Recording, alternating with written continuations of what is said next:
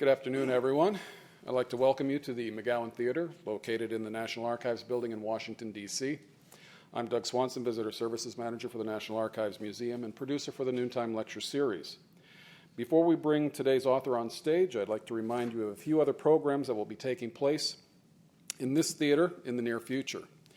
On Thursday, May 7th at 7 p.m., Dr. Jonathan Sarna will be here to discuss the story of the extraordinary relationship between Abraham Lincoln and the Jewish community with journalist Steve Roberts. Dr. Sarna will then be available to sign copies of his book, Lincoln and the Jews, A History, following the program. On Tuesday, May 12th at 7 p.m., Pulitzer Prize-winning and best-selling author Joseph Ellis will be on hand to discuss and sign copies of his new book, The Quartet, Orchestrating the Second American Revolution. And finally, on Thursday, May 28th at 7 p.m., Akil Reed Amar and Harold Holzer will be joined by Supreme Court Justice Clarence Thomas as they discuss Amar's new book, The Law of the Land, A Grand Tour of Our Constitutional Republic and Lincoln's Constitutional Vision. To find out more about these programs and all of our exhibits, please take one of our monthly event calendars, which you'll find in the racks in the theater lobby, or you can visit our website at www.archives.gov/calendar. Our topic for today is 88 Days to Kandahar, a CIA diary by Robert Grenier. A highly decorated 27-year veteran of the Central Intelligence Agency's clandestine service and a renowned... Whoops. Sorry, someone's got a cell phone going. That's okay. Sorry. A highly decorated 27-year veteran of the Central Intelligence Agency's clandestine service and a renowned expert on the Middle East, South Asia, and counterterrorism, Robert Grenier played a central leadership role in the greatest national security challenges of this generation. When 9/11 struck, he was the CIA's chief of station for Pakistan and Afghanistan, based in Islamabad. After preparing the original war plan for the U.S. invasion of Afghanistan, approved by President George W. Bush on September 24th of 2001, Mr. Grenier went on to organize and direct the joint CIA Special Forces Afghan combat teams, which drove the Taliban and al-Qaeda from southern Afghanistan, effectively ending the initial military campaign. Later, as the U.S. prepared to invade Iraq, Mr. Grenier was brought back to Washington and named CIA Iraq Mission Manager, responsible for all CIA intelligence operations and analysis in that country and representing CIA in all White House policy deliberations on Iraq for a 2.5-year period. In 2006, he resigned from the CIA and went into retirement. Since then, while pursuing a business career, Mr. Grenier has appeared widely in both U.S. and international media, including many appearances on all the major TV networks, as well as CNN, PBS, History Channel, NPR, BBC, and many others. He's also been interviewed in literally dozens of leading print publications around the world. Mr. Grenier received an A.B. in philosophy from Dartmouth College and later did graduate studies in foreign affairs at the University of Virginia. He's chairman of ERG Partners, an investment banking ERG Partners, an investment banking providing financial advisory services, and serves on several boards, including the CIA Officers Memorial Foundation. He is a life member of the Council on Foreign Relations. Please join me in welcoming Robert Grenier to the National Archives.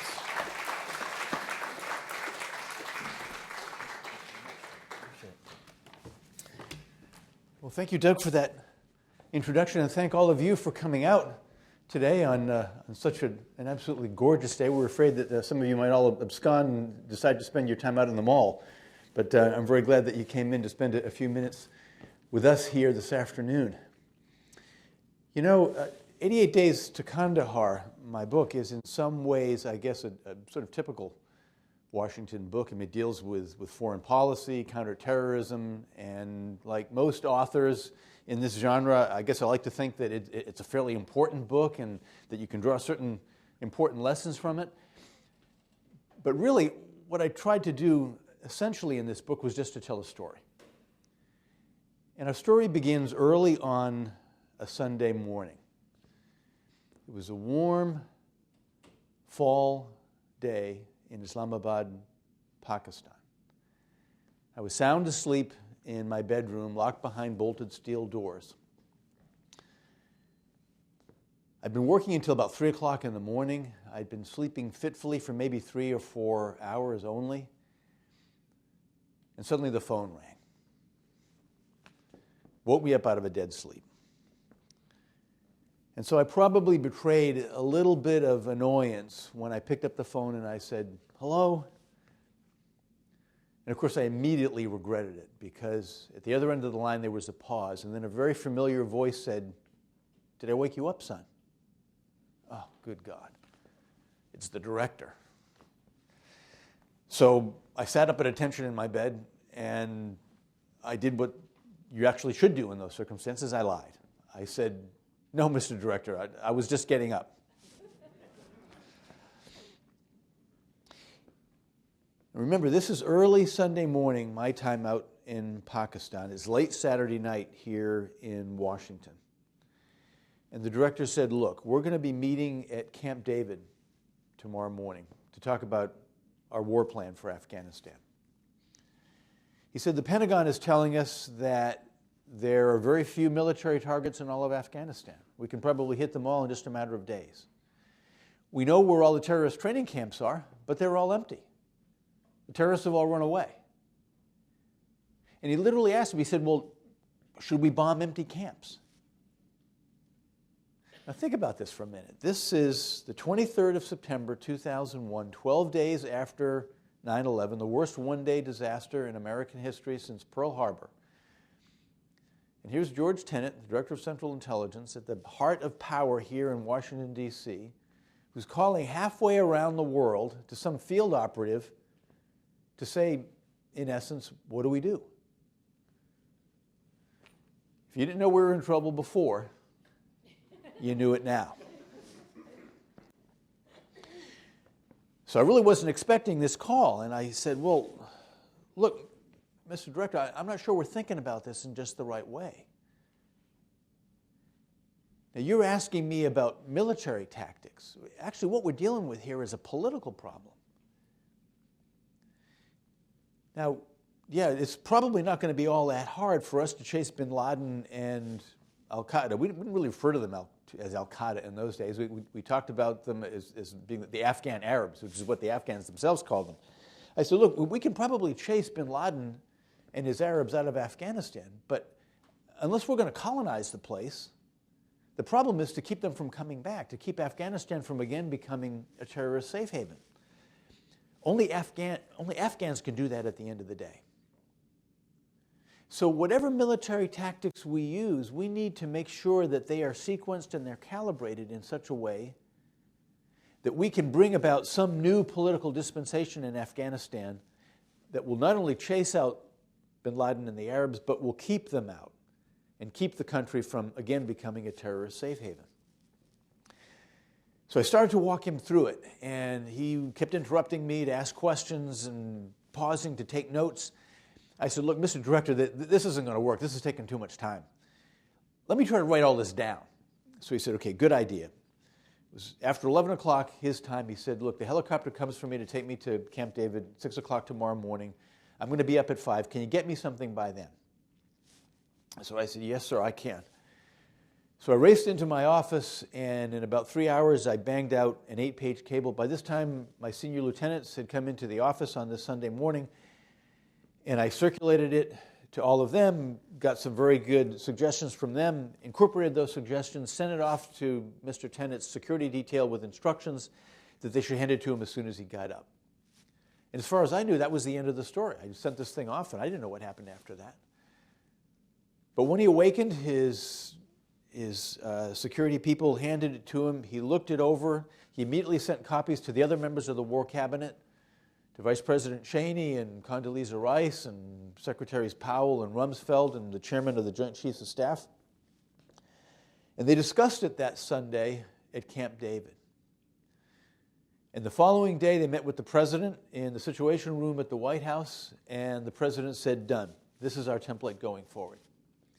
And the first I knew was later on that Monday afternoon when I was asked to do a secure video teleconference with General Tommy Franks, commander of Central Command, who was going to be responsible for the military campaign in Afghanistan, to make sure that his battle plan conformed with what we had agreed we should do going forward.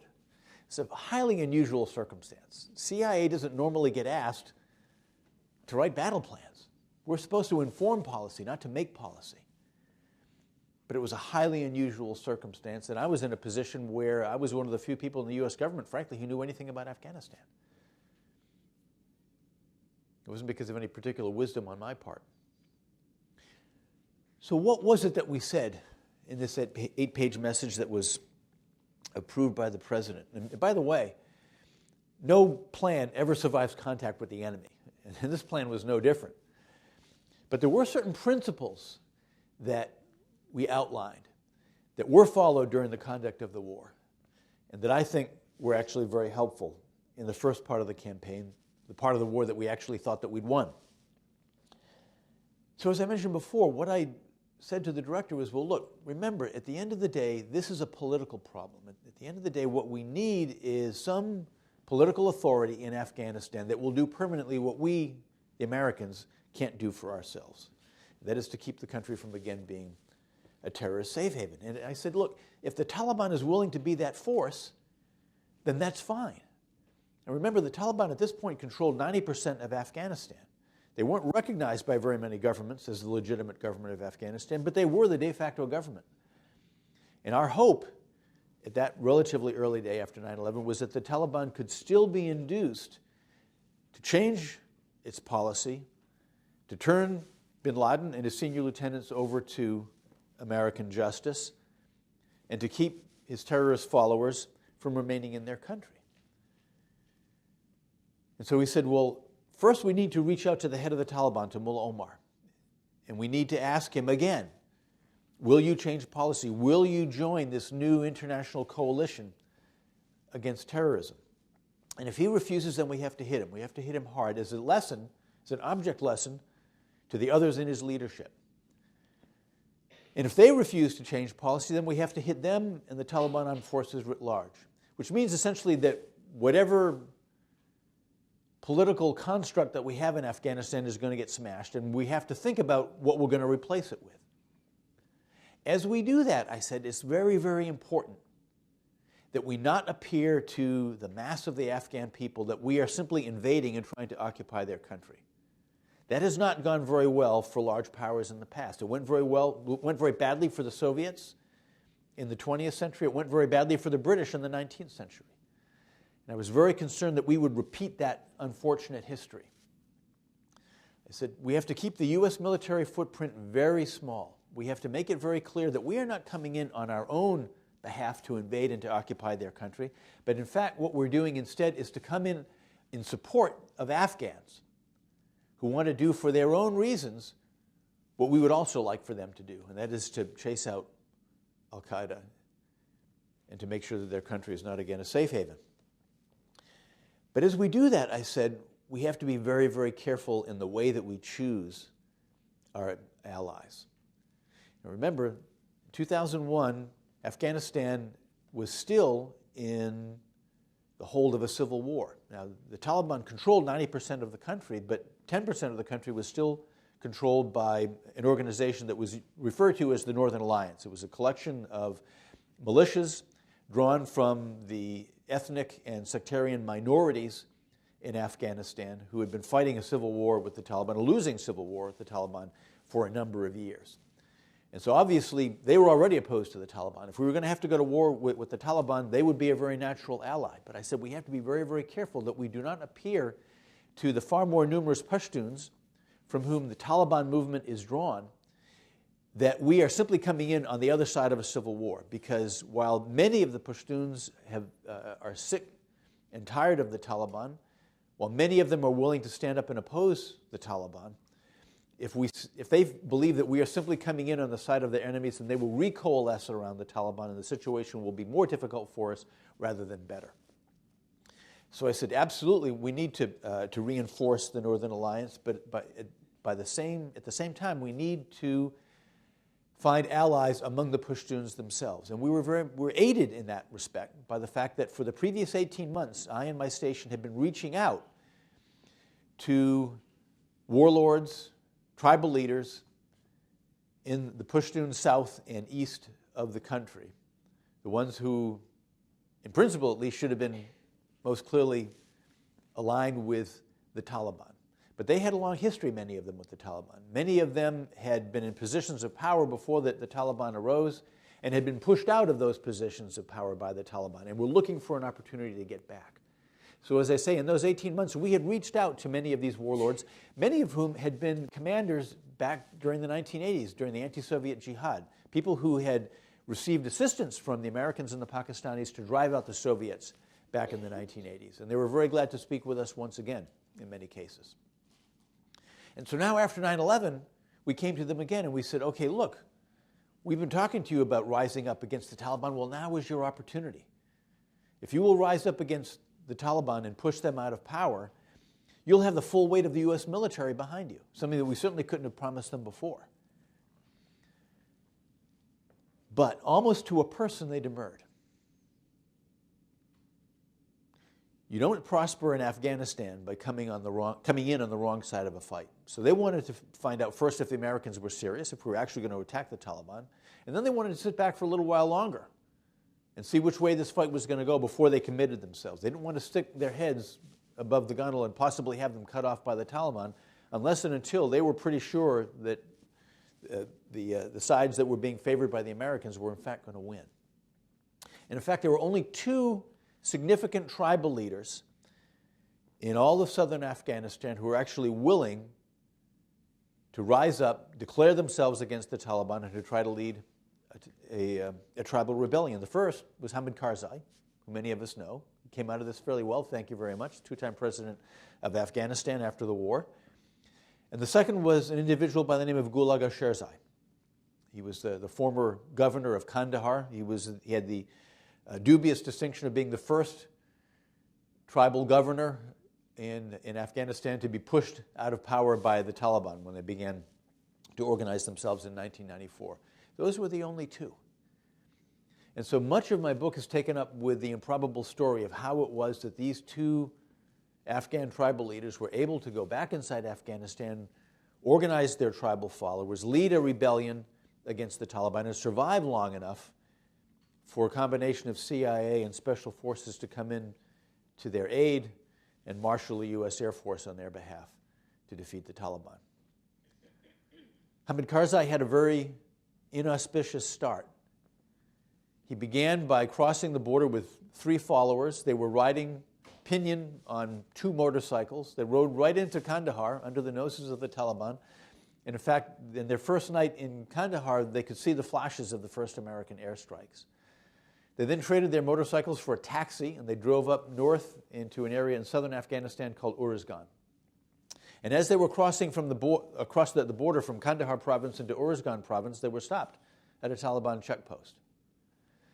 And there was a young guard, just a boy really, couldn't even support a beard. And he examined their car and he said, "I want you to open this bag." Well, that was the bag that had the satellite telephone in it, which is the only way that they could communicate with us.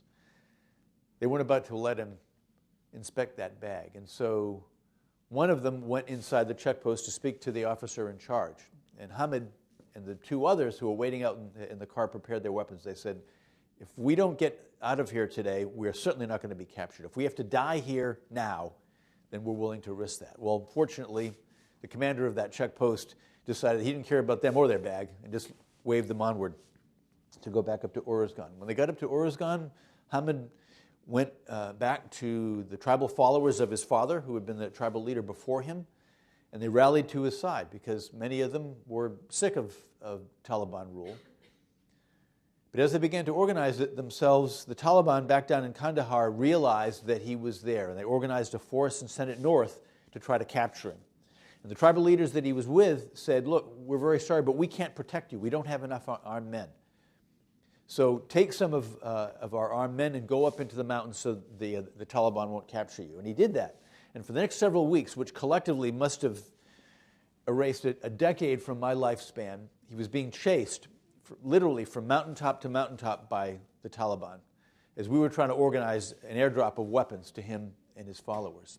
And fortunately, we got an airdrop into him just before he was set upon by this Taliban force. And they fought a 2-day battle. At the end of which, he found himself on a high plateau up in the mountains of Uruzgan.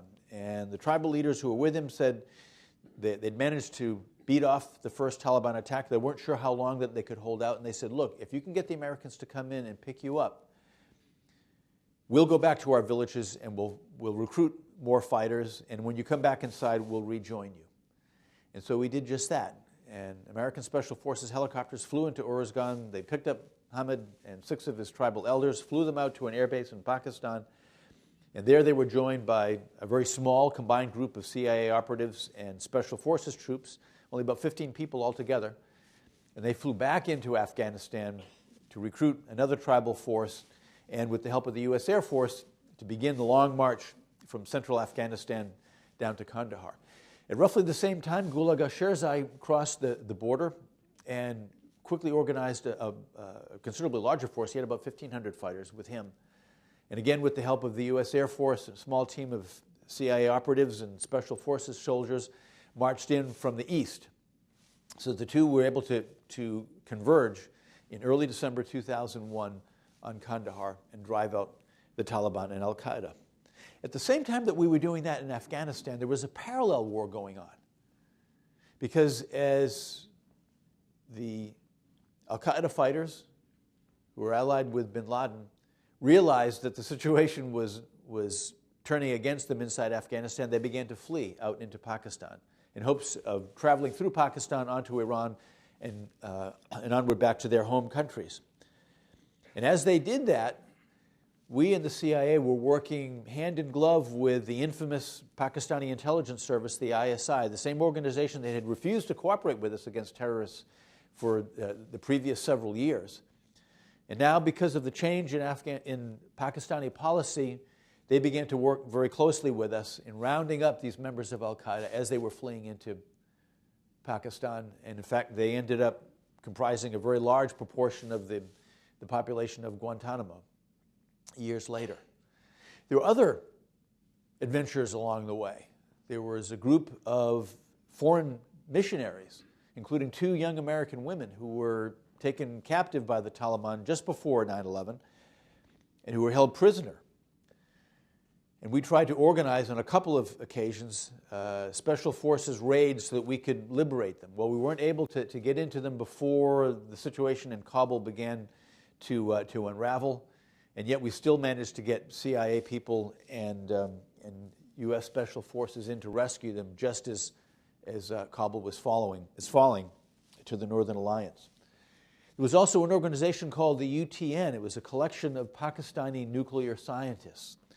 And we had credible information at that time that they had given nuclear materials and possibly, God forbid, a nuclear bomb to al-Qaeda. Well, I don't have to describe for you how that got Washington's attention. And so fortunately, we were able to get to the bottom of that situation and demonstrate to our satisfaction and Washington's that, in fact, they hadn't succeeded in providing a nuclear bomb to al-Qaeda. And in the days after the fall of the Taliban and al-Qaeda, we had a very close brush with all-out war between India and Pakistan. And I don't have to remind anybody here that both India and Pakistan are armed with nuclear weapons. So we could actually have had a nuclear war in our hands at the same time that we were going to fight with the Taliban and al-Qaeda.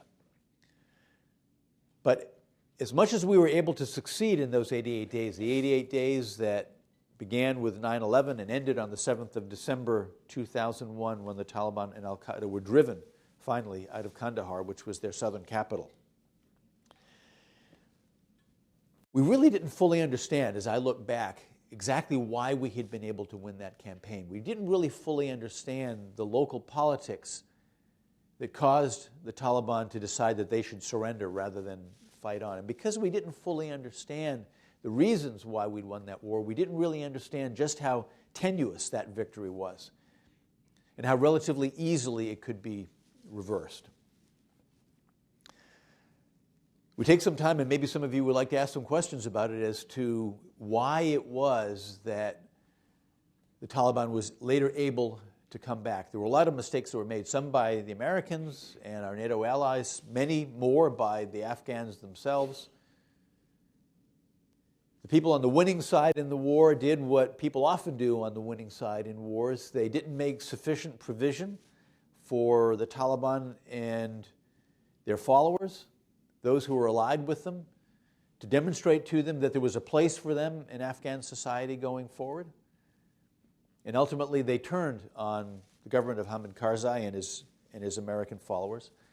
There was a lot that we didn't do in terms of a very rapid reconstruction of the country. Frankly, we were far too slow in coming to the aid of the Afghans as we promised we would at the outset of the war.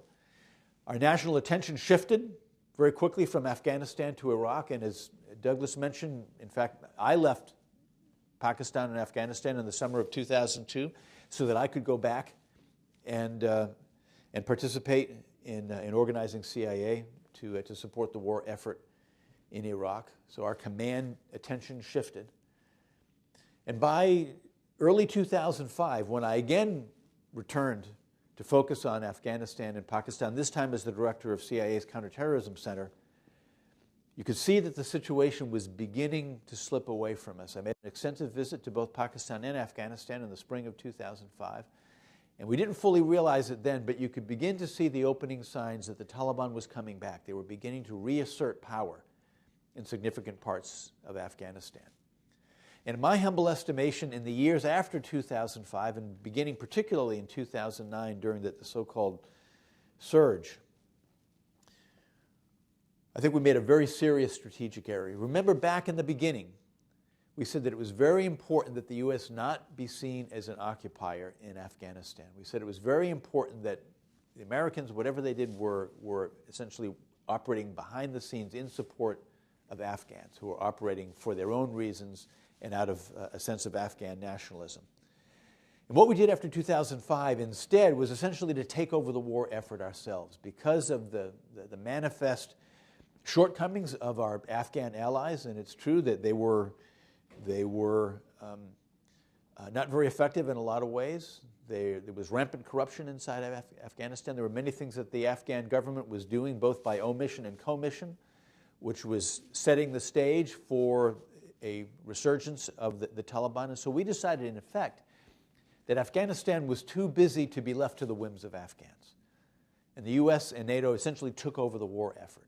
And during the surge, we went up. We had fully 100,000 American troops. We had another 40,000 from NATO. We were spending $100 billion a year. We completely overwhelmed this small, primitive, agrarian country with a tiny GDP, nascent national institutions. And while, yes, we did gain a lot, we did manage to retrieve significant areas from Taliban control, we were making gains that Afghans themselves were simply not able to sustain, which led the administration to change course and to essentially evacuate from Afghanistan. Now we're left with a very, very small residual force. And the concern that I have now is that having made the mistake of trying to do too much in 2009, 2010, 2011, I think that we're compounding that error now by trying to do too little. And the concern that I have is that with such a small American and international force, and with that force itself scheduled to leave by the end of 2016, that when those last foreign troops leave, at the same time, foreign financial assistance to the Afghan government is going to drive up as well. That without American and international troops there, it's going to be very difficult to convince the U.S. Congress and the parliaments of other European countries to maintain a level of financial assistance that will be necessary in order to sustain the Afghan government. And there's a lesson in this. When the Soviet Union withdrew from Afghanistan in 1989, a lot of people thought that the government that they were backing at the time would collapse. Well, it didn't. In fact, it did quite well for an additional 2 years.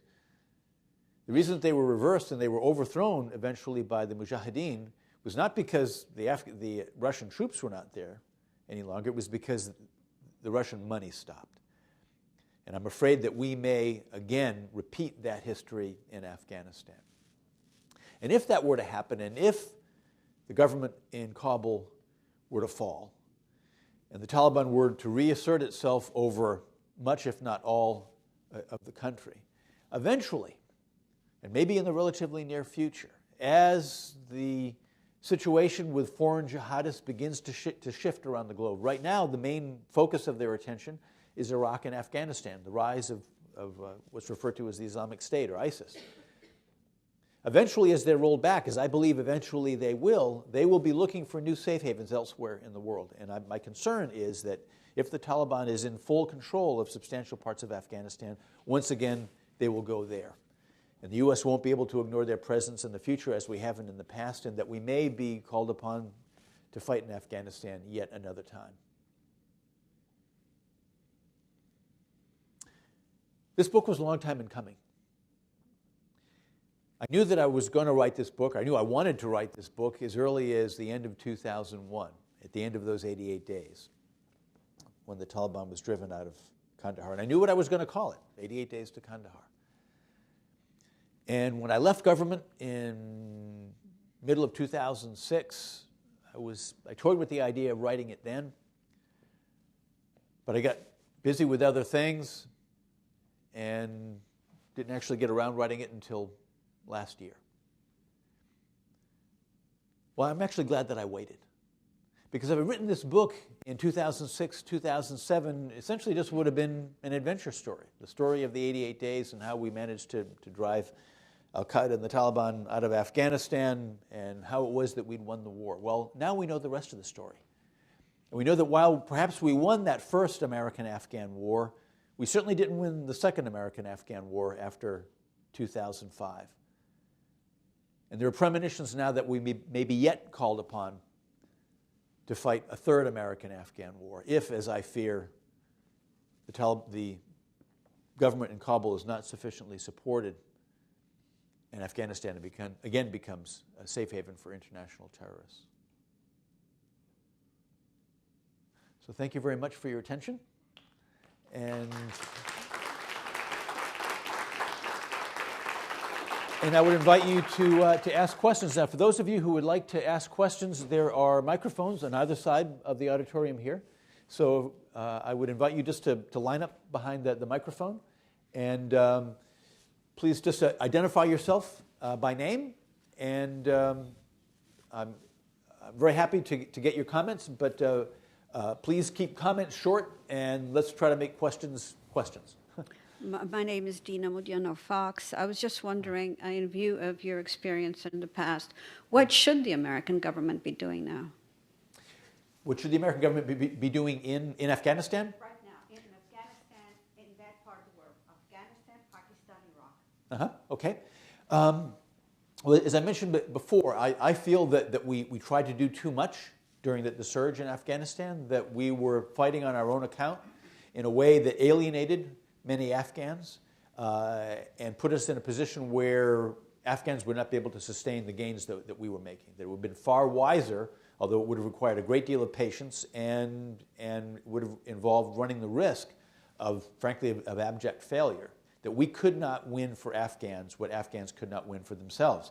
And now, as I mentioned before, I'm afraid that we're compounding that error by doing too little. So what ought we to be doing, I think? Well, I'm not quite sure what the precise number of troops ought to be. I think it needs to be more than the 9,800 that we have there right now. I think it probably needs to be less than 20,000. But that what's critical is not so much the number of troops we have, but what they're doing. And right now, the task for American troops in Afghanistan is to provide support and training for the Afghan National Army, which frankly I think is unsustainably large. So I think that going forward, we need to, yes, be training and equipping a manageably small Afghan army, but no centralized Afghan army has ever been able to control the country. It's a country in which power is very much diffused around the countryside. And so I think that we need to also be working with U.S. Special Forces in support of those Afghans who in their own areas are willing to rise up against the Taliban. Now, one of the immediate objections to that is, well, doesn't that mean that you're reinforcing warlords? And the short answer to that is yes. And yes, there are downsides to supporting warlords, because often warlords end up preying on the local people rather than working on behalf of the local people. Well, I think that there are a number of things that we can do when you understand the culture, when you understand the tribal structure in the areas where you're operating, to make warlords the best warlords that they can be. It takes a lot of wisdom to do that. But frankly, I think that's what we need to be doing. So I think we need to have a sufficient number of troops that, yes, we can work with the Afghan National Army, but also work with local warlords, local militias who are willing and who have the tribal standing to rise up against the Taliban. Many of them actually do want to do that, and make sure that a potential terrorist safe haven in the future, rather than being an uncontested safe haven, will at least be a contested safe haven, that we'll be in a position where we can drive terrorists out of areas where we know that they're planning terrorist operations well outside of Afghanistan. Eventually, we hope the Taliban is going to realize that, you know what, they can't win this war.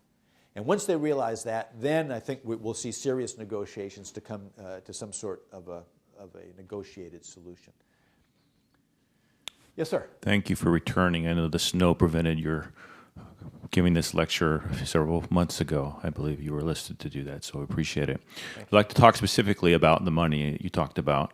A lot of money has gone in Afghanistan. In the Soviet time, you mentioned that the Soviet money dried up and things changed. Right. And I'm curious, as far as the what if, you were in a situation where you were at crossroads, Northern Alliance versus Taliban.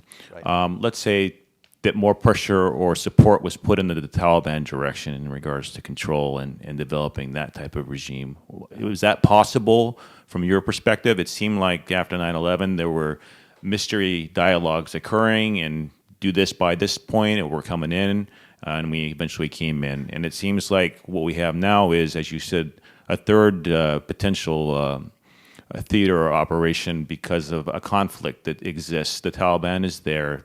They go into caves, they disappear, and they come back out. So I'm curious about the support in trying to resolve the Taliban issue from that perspective.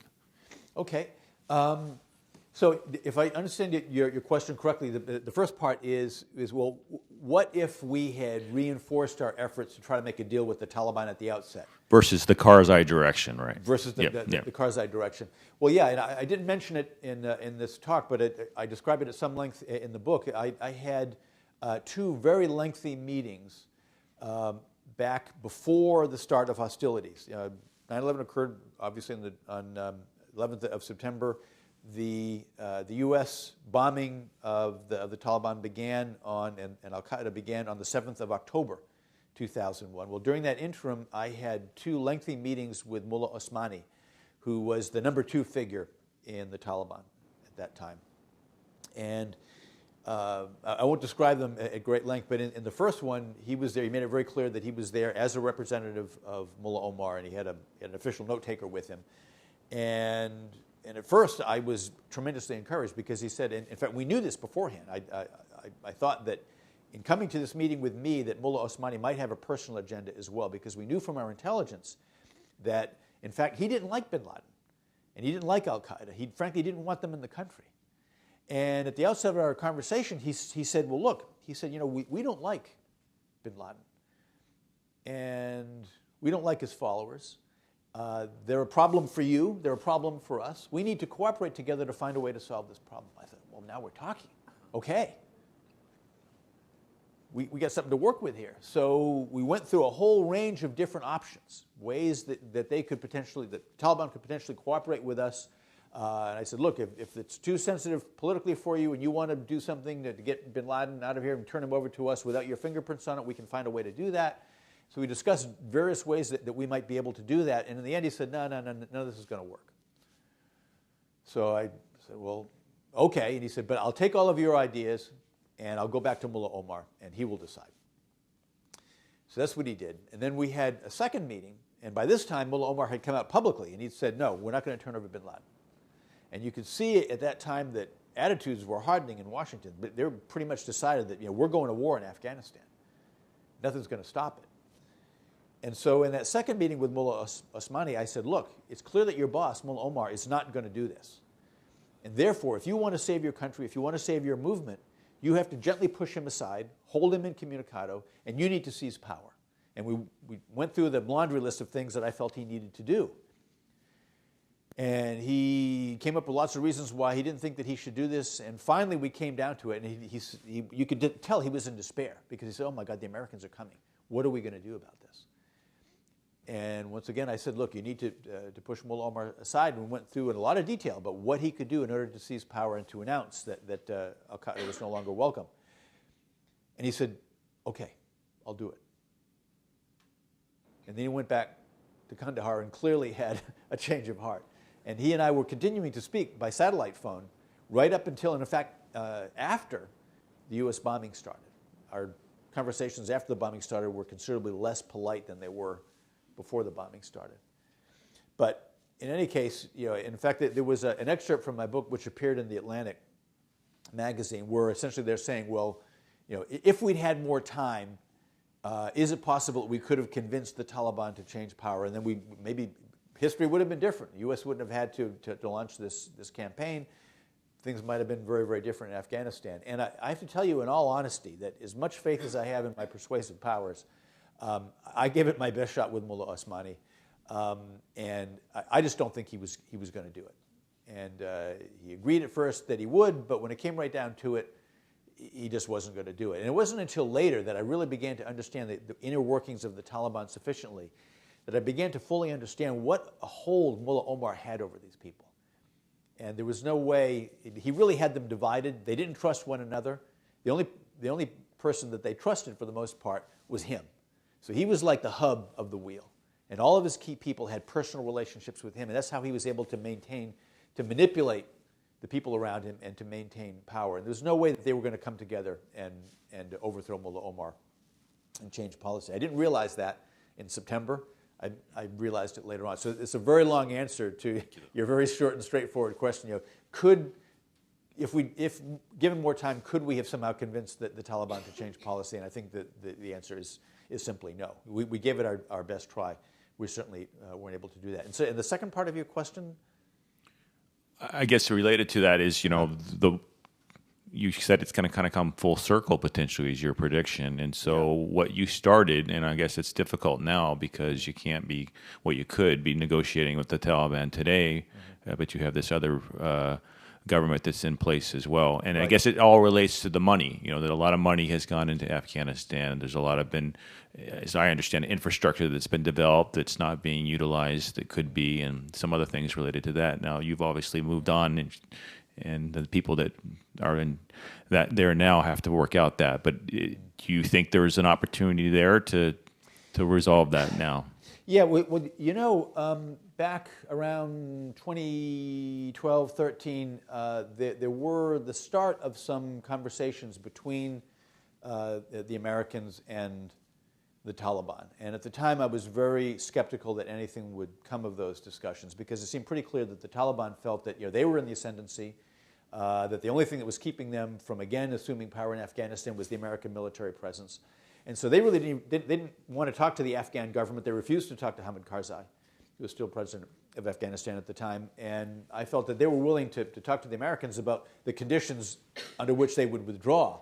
But that's all they were really willing to talk about. Now that the Americans have substantially withdrawn, and you have what is, at least in the Taliban eyes, a far more independent Afghan government, they've again begun to have conversations with that government. And in fact, just in the last few days, there were Taliban representatives who the Taliban were very careful to say, we're not engaged in negotiations. They're only appearing as individuals, speaking on their own behalf, not on behalf of the Taliban, but having informal discussions with representatives of the Afghan government. And so these were sort of exploratory discussions, and there are some hopeful things that have come out of those discussions from what we understand.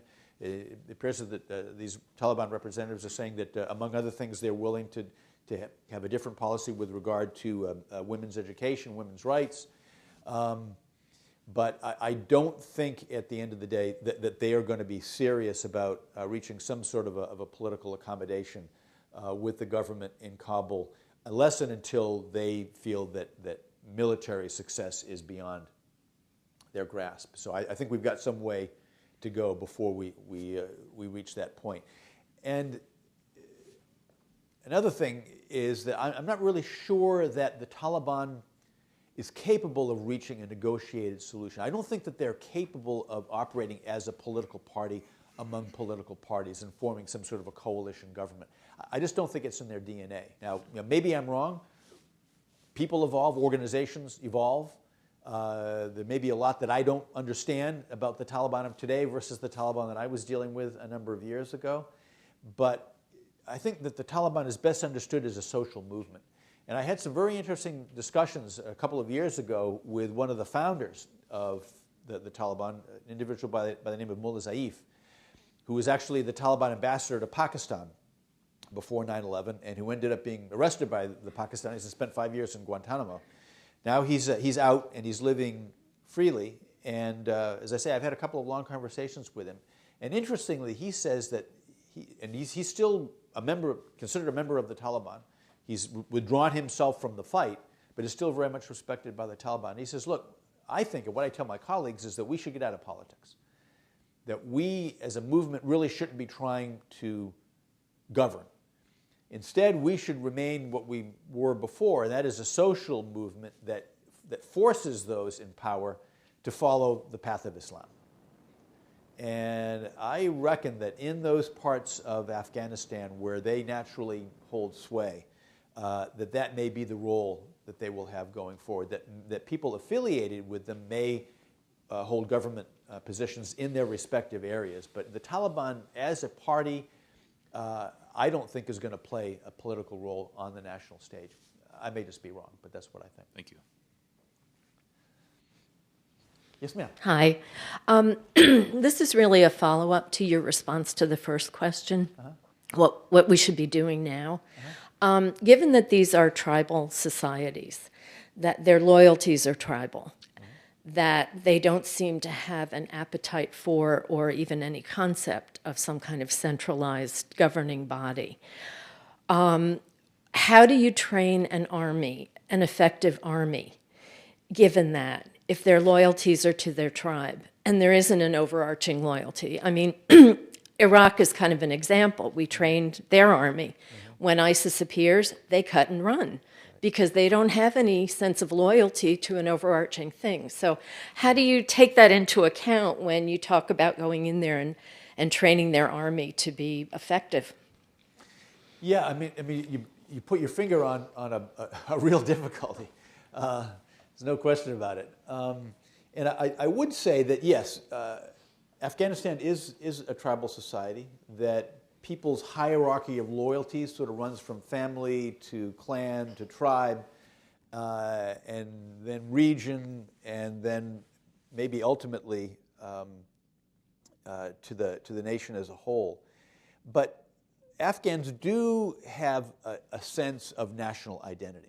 For all that they are tribal, they do have a sense of national identity. And so I don't think you'd ever see a formal partitioning of Afghanistan, despite the huge differences between the Tajik areas and the Uzbek areas and the Pashtun areas. They do have this sense of national identity. But I strongly suspect that the Afghan army now, which unsurprisingly is heavily weighted toward the old Northern Alliance, that a disproportionate number of the troops in the army are Tajiks and Uzbeks as opposed to Pashtuns, although there are Pashtuns in the army. That part of the reason that they are fighting loyally is because fighting loyally on behalf of a government is because the government is dominated by people from their ethnicity and their sect. So I don't say it's not impossible to have a national army. Afghanistan has had a national army in the past, but when push comes to shove, and when it's clear that the army is fighting on behalf of a government which isn't representative of significant parts of the country, that there's always that tendency that the army will splinter. The case in Iraq, I was involved in Iraq for quite a number of years, and I think there are a lot of mistakes, frankly, that we made right from the beginning in the way that we reconstructed the Iraqi National Army. I don't think that we gave them a sufficient sense of themselves as an Iraqi army. I think they sprang from battalions that we were training that were essentially reliant upon the Americans to fight against the insurgents. So I think there's a somewhat different situation in Iraq than in Afghanistan. But you're right, the sense of national identity is a fragile thing and something that you have to watch very, very closely. So I don't say it's impossible to have an Afghan national army, but it's one that does have to consider itself to be comprised of elements which are representative of the country as a whole. And if at some point elements within the army feel that their tribe, their sect is no longer being adequately accommodated in the national political setup, then they will withdraw. There's no question about it. And they certainly won't fight effectively. Yes, sir. Thank you. What do we know about the existence or the whereabouts of Mullah Omar? Is he still alive? I mean, are we not investing the resources to find him that we invested to find Osama bin Laden? Yeah, there's a lot of, as was the case with bin Laden, there's a lot of speculation about Mullah Omar. And in fact, there are some people who suggest that he must be dead. Well, if he were dead, people in the Taliban would know it, and it wouldn't remain a secret for very long. And I think if he were dead, we would know that. And it's amazing that he has been able to hide as successfully as he has for such a long period of time. But on the other hand, I would point out two things. One is that we, the Americans, have not been as focused on chasing down senior members of the Taliban who are not actively engaged in the insurgency inside Afghanistan. So much of the intelligence-led U.S. military operations in Afghanistan have been focused on local commanders because they're the ones who are killing our troops, rather than trying to hunt down Mullah Omar hiding, as we suspect he must be, somewhere in Pakistan. Excuse me. By the same token, the Pakistanis have not been particularly eager to chase down Mullah Omar, and if they knew where he was, I don't think that they would tell us where he was, because I could see even in my time in Pakistan, as early as say the spring of 2002, already you could see that the Pakistanis were hedging their bets. They were working very carefully and very effectively with us to capture members of Al-Qaeda. But somehow when we would give them leads, and in all honesty, I must say that we, the Americans and CIA, were focused like a laser beam on Al-Qaeda. We thought at that early stage that the Taliban was essentially a spent force. And so we weren't really focusing our intelligence capabilities very heavily in trying to track down senior members of the Taliban. And I also knew when I was still the chief of station, that it was very unlikely, even if we gave the Pakistanis very good information, that they were going to manage to capture these senior members of the Taliban, because they were already thinking ahead. They were thinking, look, we've seen this play before. We've seen what the Americans did when the Soviets withdrew from Afghanistan. They no longer saw national interest in remaining there. The Americans withdrew, and they were anticipating that we would withdraw from Afghanistan again in the future. They also realized that the new government in Kabul, although it was under Hamid Karzai, who is himself a Pashtun, was heavily dominated by the Northern Alliance. And the Northern Alliance traditionally has had very bad relations with the Pakistanis and close relations with their archenemies, the Indians. So the Pakistanis, although in pursuit of their own national interests to make sure that there was a friendly government in Kabul, which they didn't consider to have when Hamid Karzai formed a government there after the defeat of the Taliban. So, as I say, the Pakistanis ever since have been hedging their bets, and we're certainly not about to turn Mullah Omar or any of his other senior lieutenants over to us. Whether in that context we could have tracked him down on our own, as we managed to track down bin Laden, perhaps. But again, it's a difficult undertaking if the individuals who are being pursued have a very low profile, are hiding among an indigenous population that is committed to protecting them. It's going to be very, very difficult. And obviously the U.S. Can't send special forces crawling around inside Pakistan without the Pakistanis knowing about it pretty quickly. So I have an idea that we're going to see Mullah Omar alive and well and back inside Afghanistan before he's ever captured by us or anybody else. Yes, sir. Yes, thank you, sir. The narrative has brought out your book into a sharp relief, and I appreciate that. 3 questions. Currency. How well is the dollar holding up across the borders? How do people move money? Weapons, guns, people, opium. Is the dollar holding steady between all the borders? And I'd like to know your favorite aviation vehicle for popping around across all these areas, because you did a lot of that. I know you made me like Chinooks.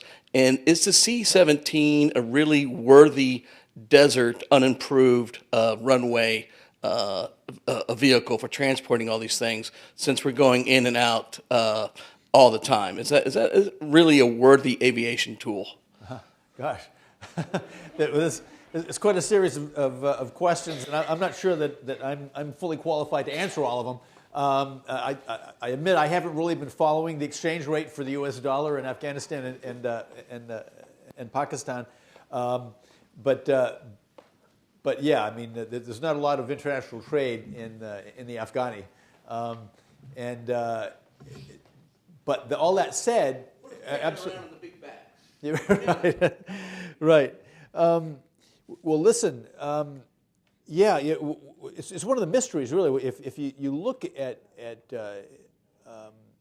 insurgent forces, tribal forces, terrorist forces, and you wonder how it is that they're able to sustain themselves, since they're often in very poor parts of the world, and you wonder where they get the money, where do they get the guns, and I think that the answer is that, in that part of the world, when fighters really aren't paid very much at all, and the population writ large is awash in weapons, that indigenous insurgent forces are able to cobble things together and to fight relatively easily, and they don't require huge sources of outside funding. Now, I think that the Taliban has had some sources of funding, wealthy people who are sympathetic to their cause, particularly in the Persian Gulf.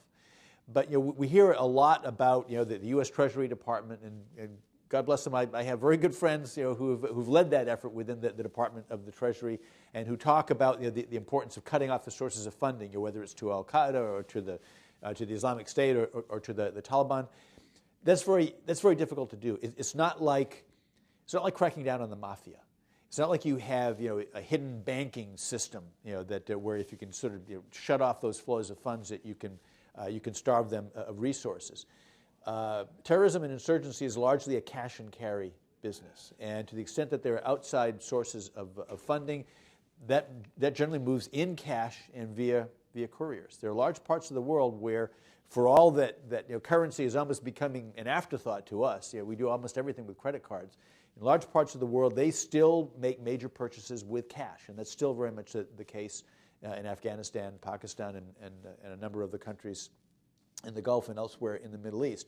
One of the things we often hear as well is that, it must be the opium trade in Afghanistan that the Taliban has seized control of, and this is how they're able to fund themselves. Well, the Taliban does not now, nor has it ever really controlled the opium trade. There are traditional opium traders who provide seeds, literally, and cash to the farmers at the beginning of the growing season, and then collect back what's owed to them in the form of opium after the poppy harvest has come in. And in those areas that the Taliban is able to control, they were able to tax the opium trade. And typically it's 10%. So yes, they're able to tax it in the same way that other warlords and the Afghan government itself is able to tax it. But again, it doesn't mean that they have to control that industry in order to get financial benefit from it. So that comes some way, at least, in answering your question. With regard to the operation of C-17s on unimproved runways, C-17 is a big aircraft. I've seen a lot of them. I'm not sure they're able to operate off of completely unimproved runways, but it's a very, very good, very effective aircraft. It can operate on small landing strips. But in places like Afghanistan, it's the prop-driven C-130 that's probably the transport aircraft of choice, because they can operate on relatively unimproved airstrips, and they can take off and land very, very quickly, and those are really, really effective. Is that good? Favorite aircraft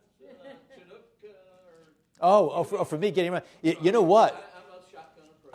You know, you know what? You know what's really good is the Russian helicopters. The Russian helicopters, the Mi-17, are very, very good aircraft, and because they can operate at high altitudes. And so, still now in Afghanistan, for the Pakistanis and to some extent for the Afghans as well, it's the MIs, the Russian helicopters that are probably the most effective in those mountain areas. And frankly, when I was flying in and out of Afghanistan, that's what I was flying on. You found spare parts there? Oh, they're around. Okay. Absolutely. Thank you so very much. Thank you all very much.